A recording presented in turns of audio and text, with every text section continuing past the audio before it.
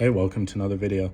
So today we're going to be going into Atlantis returning to the Pegasus galaxy from Earth. But before I begin, please be sure to like the video, subscribe to the channel, join the Sith Citadel Discord, links in the description, and consider becoming a join member or sending a super thanks if you wish to further support the channel. Otherwise, let's jump straight into it. After 5 days into its journey back to the Pegasus galaxy, Dr. Carson Beckett, piloting Atlantis, noticing a distinct wobble in the city's flight. Colonel John Shepard traced the issue to the No. 4 hyperdrive induction array, a system already damaged during the battle with the superhive and proving difficult to repair. While Drs. Rodney McKay and Radek Zelenka identified a minor power variance, they initially chose to monitor the situation rather than to intervene. However, on the 7th day, the damaged induction array malfunctioned catastrophically, siphoning power from all systems to expand the hyperspace envelope. Dr. Miku Kuzaji acted quickly to prioritize power to the shields, preventing their failure. But Zelenka ordered Beckett to drop Atlantis out of hyperspace, as the system's power variance grew uncontrollable. Though the crew managed to stabilize the city and pinpoint the source of the issue, the malfunction drained the ZPMs to just 20% capacity and fried the induction array's command crystal, which could not be replaced. Stranded at the edge of the Pegasus galaxy with the Daedalus over 13 days away and no nearby habitable planet in sight, the expedition faced a dire situation. Eventually, Zelenka identified a marginally habitable planet within 5 days at sublight speed. Atlantis made its way there, and Shepard landed the city on the planet, at a precarious angle in a location barely suitable for life. The chosen site, 18 degrees north of the equator, had an average temperature of -8 degrees Celsius. Lacking a Stargate on the planet, the team began constructing one, while the city began adapting its systems and structure to the extreme cold.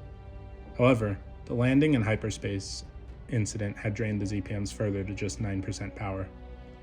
Once settled, the team faced additional challenges. Short-range sensors began malfunctioning due to ice buildup, which maintenance teams resolved after identifying the cause. Ice chunks periodically struck the city, prompting Zelenka to investigate the ancient ice defense systems. However, these systems failed to deploy as the underwater sensors detecting the ice were damaged. Major Evan Lauren's team repaired the sensors, allowing the defenses to function. Meanwhile, a surprising discovery was made in one of the towers: a flock of pigeons. These birds had stowed away when Atlantis was on Earth and inadvertently made the journey to Pegasus.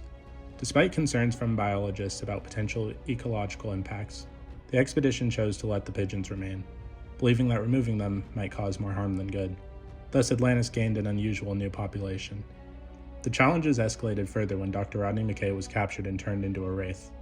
Using McKay's intimate knowledge of Atlantis, the wraith infiltrated the city and stole the ZPM. They also launched incursions via the Stargate, bypassing its shield with a metal iris, similar to the one on Earth at Stargate Command, was installed. Over time, the expedition recovered a partially charged ZPM from Satida and another from a wraith safe haven. These efforts restored Atlantis to full power.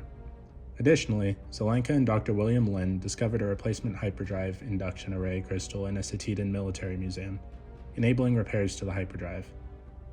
As tensions with the Wraith escalated, one of the queens launched a full-scale assault on Atlantis. Warned by the Janai, the expedition prepared to defend the city rather than abandon it. During the ensuing battle, Atlantis was launched into orbit as both weapons platform and the command center. Piloted by Shepard and commanded by Jack O'Neill, Atlantis joined forces with the George Hammond, the pride of the Janai, and a small Wraith fleet led by one of their guides. Precision strikes from Atlantis' drones inflicted severe damage on 2 hive ships and destroyed a third. Despite sustaining damage to the East Pier and maneuvering engine, Shepard managed to maintain control of the city.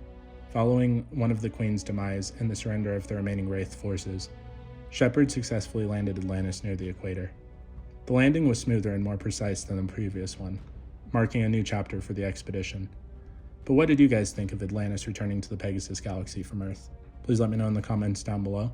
If you haven't already, please be sure to like the video, subscribe to the channel, join the Sith Citadel Discord, links in the description, and consider becoming a join member or sending a super thanks if you wish to further support the channel. Otherwise, I'll see you in the next video.